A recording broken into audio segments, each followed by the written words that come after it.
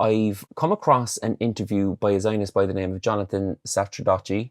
He interviews an esteemed historian, and I don't say esteemed in a derogatory way. I'm not being ironic. I have indeed read one of his books, Blind Eye to Murder, which is superb. It's an excellent rebuttal, I suppose, of the idea that the British and the Americans were kind of the good guys in World War II and that they were just fighting the evil Nazis to protect Jews all over the world. Obviously, that's laughable, and Bauer makes a brilliant argument about how Britain went out of its way to make sure that Britain wouldn't be a safe haven for Jews fleeing oppression from the Nazis in the 30s.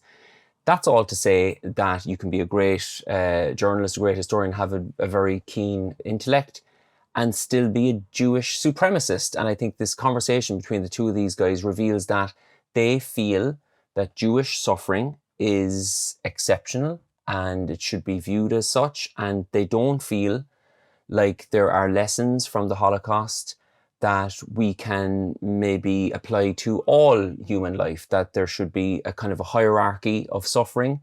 And I think in this short snippet of this conversation, I urge you to watch the whole conversation because it's going to blow your mind, absolutely blow your mind. But in this short snippet, we get up close and personal with, I think, the ugliness and the pathology of viewing your own ethnicity or your own group, your own people as being exceptional. So let's take a look. Tom Bauer, you've spent decades dismantling the myths that people create around themselves and the myths that power tells about itself. And in your recent piece in The Times, you were talking about the Holocaust Memorial. So could you tell me a little bit about why you're against the building of that national memorial next to the Palace of Westminster? Well, I think the problem with the proposed memorial, is in the wrong place, the wrong design, the wrong purpose, and supported really effectively by the wrong people in other than that, Tom loves it. What they are hoping to achieve. In terms of the memorial itself, it's phenomenally ugly. 23 bits of metal sticking out of the earth by a very discredited sculptor, and it's a design which has already been rejected, and it doesn't mean anything. The people behind it know nothing about the Holocaust and what it actually represents in Jewish history and the history of Britain and the history of the world. You don't know enough about history. This is actually a massive kind of propagandist point. You know, you need a degree in political science really in the Middle East to have any even semblance of understanding as to what's going on in the region. If you did, you'd be okay with occupation. If you did, you'd be okay with war crimes. And if you did, you'd be A-okay with Israel. So just watch out for that. According to Tom Bauer, nobody understands really what's going on in the world, and certainly not in Israel, and certainly not the history of the Jewish people who are uniquely oppressed because they haven't done enough reading. So I think that kind of intellectual arrogance, I think, is something worth keeping an eye on. What is so dreadful about this whole concept is that it's been diluted from not just about the fate of the Jews in the Second World War, but also bringing in other genocides. Darfur, Rwanda, Bosnia. What have they got to do with the fate of the Jews? Wow. God forbid we bring in other genocides in a memorial. Other genocides, as if they matter. You know, Bauer can hardly conceal the contempt in his face when he talks about Bosnia and Darfur as if they have no place next to Jewish suffering. And there's all this misconception that there's a general thing like genocide, which is now completely misused in the fate of the Palestinians in Gaza. There's a misconception that there's a general thing called genocide. Bauer contends there isn't. Genocide must and can only apply to what happened to the Jews in World War II. Can you wrap your head around that level of delusion and arrogance? That there was no kind of planned mass murder of people. I'm thinking the Germans in Namibia, for instance. There was even another one from the Germans in the same century. But there can be no example before or after of genocide, effectively, unless it involves Jewish people. And isn't that the point, that they've basically taken the Holocaust over the decades since that dark part of our history and slowly made it a universal message about man's inhumanity towards man and about genocide? My sweet divine Lord, Jonathan Safradatchi has a massive problem with us collectively, the global society looking at the Holocaust and saying, there's so many lessons there for all of us about man's inhumanity towards man. We really need to learn from that. No, you can't do that.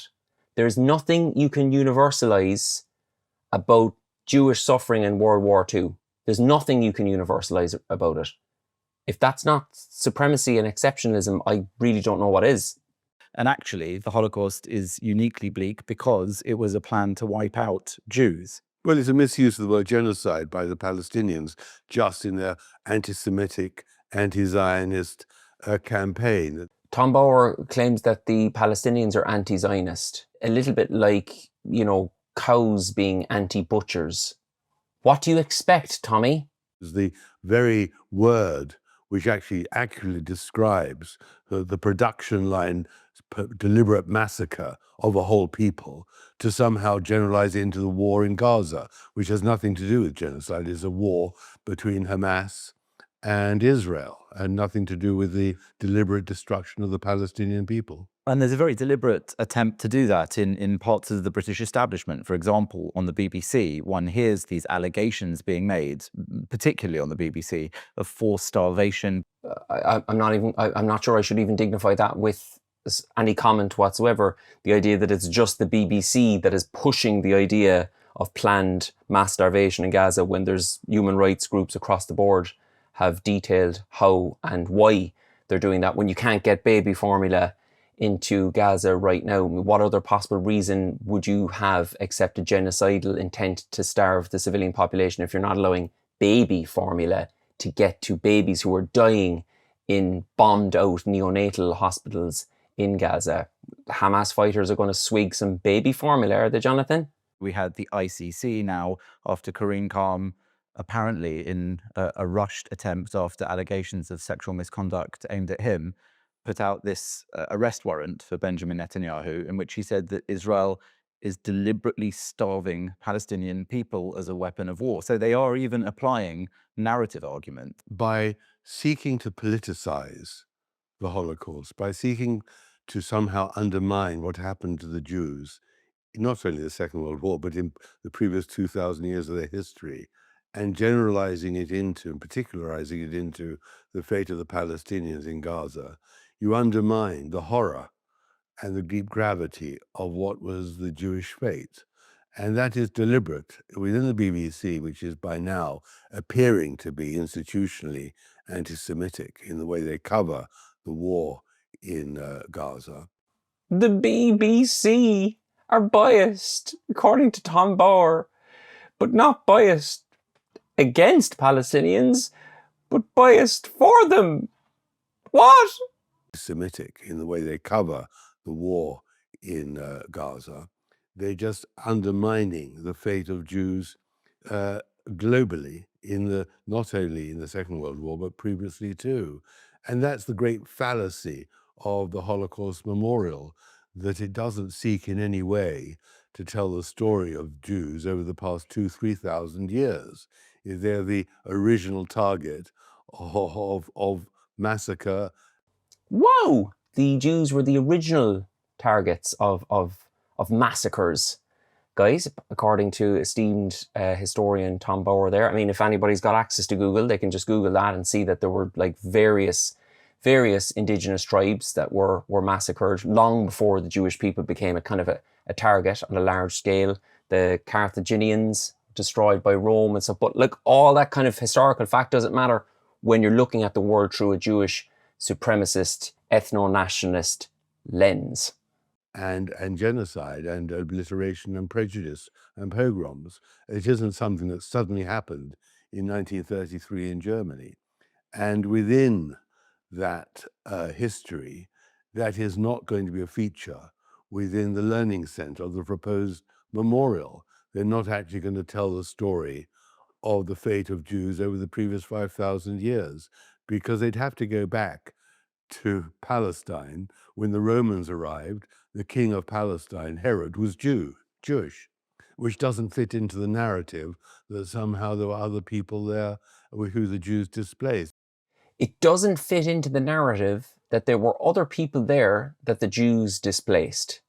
So as I say, this guy is an esteemed author and historian, but because of this kind of supremacist, pathological, I would say, outlook on the world, he's effectively denying the Nakba there to say that, well, you know, there were no other people there that the Jews displaced. That's anti-Semitic and probably pushed by the BBC, a notorious Islamist outlet.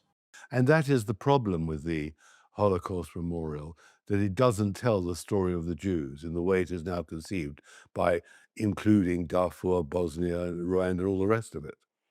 And that's the problem, in effect, because as you said in that piece in the Times, it's an attempt to use the Holocaust and to use the experience of the Jews for this more universal purpose. But do you think there's something darker behind it? Do you think it is now being used as a manifestation of modern anti-Semitism quite deliberately? So they're twisting it round to accuse Israel of being effectively like the Nazis.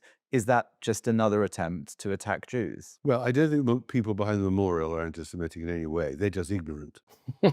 That's about as complimentary as Tom gets in this interview, guys. I don't think they're anti-Semitic. They're just not as smart as me. They don't I understand. meant more generally, though, in society and the way... Society, but sticking to the memorial for the moment.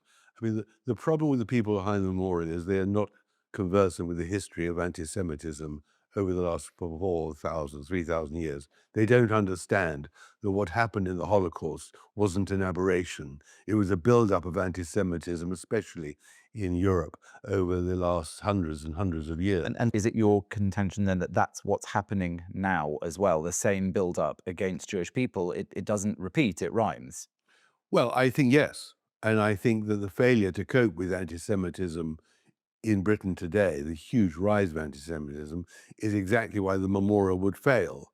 Because the failure to clamp down on anti-Semitism, especially every Saturday when those marches, shows that people in Britain don't understand. The only possible explanation for hundreds of thousands, if not millions of people marching on the streets every single week is nothing to do with their righteous, absolute disgust and anger at the actions of the Israeli army. It can only be good old-fashioned anti-Semitism. Those people in power don't understand how anti-Semitism arises or what the deep roots of it are.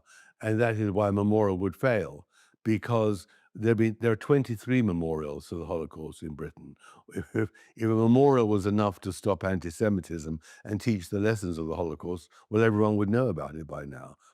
So, Tom Bauer, guys, is bitching and moaning about this proposed 24th memorial to the Holocaust in Britain. Now, let us all remember that Britain officially are the good guys of World War II. They pretty much sorted out the Nazis on their own. There were no help from anyone, particularly no help from the Russians.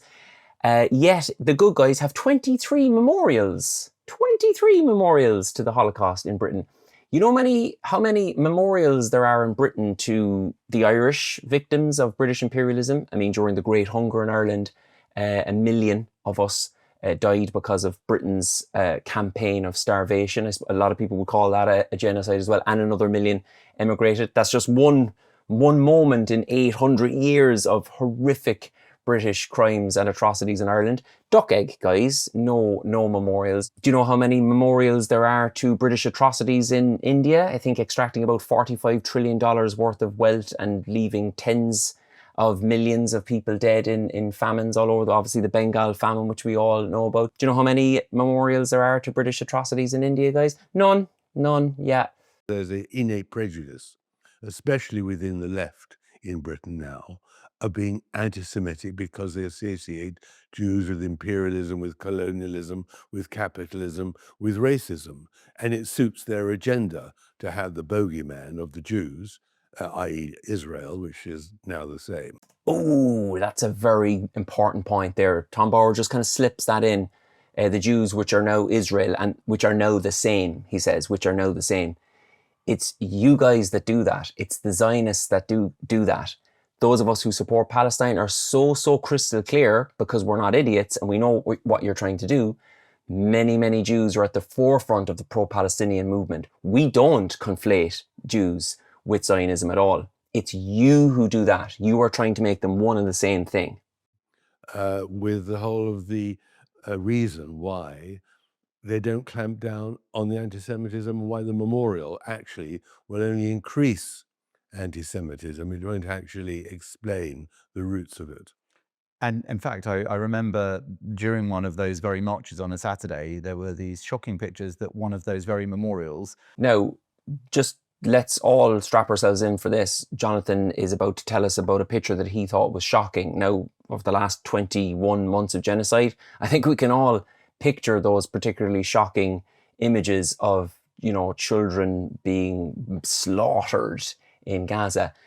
Let's just see what Jonathan would describe for him, what for him is a shocking, shocking image. There were these shocking pictures that one of those very memorials had been covered up in this blue tarpaulin in case the protesters went past it. It was sort of a Holocaust memorial wearing a burqa, which seemed to be a really sick but ironic representation of the exact problem. I'll tell you what's sick, Jonathan, that for you, quite aside from the Islamophobia built into it, but the idea of a Holocaust memorial being covered over is for you a shocking, sick image. The government that you have supported throughout your whole career is committing war crimes on a scale that we have never seen before. And you find an old tent thrown over a Holocaust memorial as the real shocking image we should be drawing our attention to.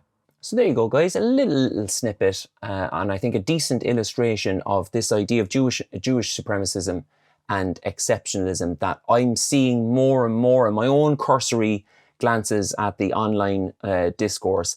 Let me know what you think in the comments. Please do support my work on Patreon, and I'll talk to you all very, very soon.